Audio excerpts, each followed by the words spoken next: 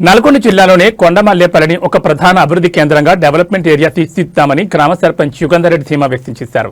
ఇటీవల ముఖ్యమంత్రి రేవంత్ రెడ్డి స్వగ్రామైన కొండారెడ్డిపల్లిని సర్పంచ్ పాలకవర్గ సభ్యులతో కలిసి ఆయన సందర్శించారు.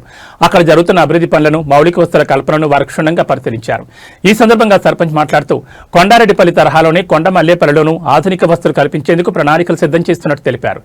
జిల్లాలోని అతిపెద్ద వాణిజ్య నివాస కేంద్రంగా ఎదుగుతున్న ఈ ప్రాంతాన్ని అన్ని రంగాల్లో అగ్రగామిగా నిలుపుతామని పేర్కొన్నారు.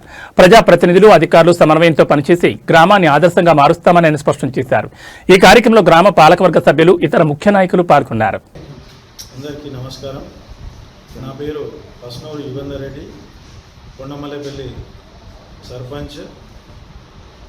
ఈరోజు మేము కొండమల్లేపల్లి పట్టణాన్ని అన్ని రంగాల్లో అభివృద్ధి చేసే దశలో భాగంగా మన ముఖ్యమంత్రి గారి సొంత గ్రామమైనటువంటి కొండారెడ్డిపల్లిని మా వార్డు సభ్యులతో కలిసి సందర్శించడం జరిగింది. అక్కడ జరిగేటటువంటి అన్ని అభివృద్ధి కార్యక్రమాలను పరిశీలించి అక్కడ ఉన్న అభివృద్ధి పనులను కూడా మా కొండమల్లేపల్లి గ్రామంలో చేయడానికి అన్ని విధాల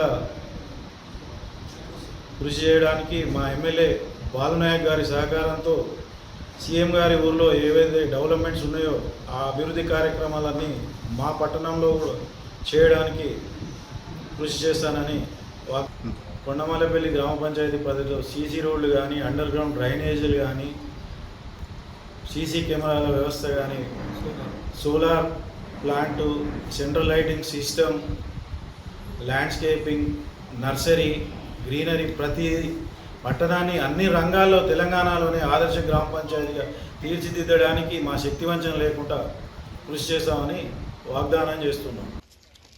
ఒక ఇంటికి అవుతుంది ఇక మనం పెట్టుకున్నాం.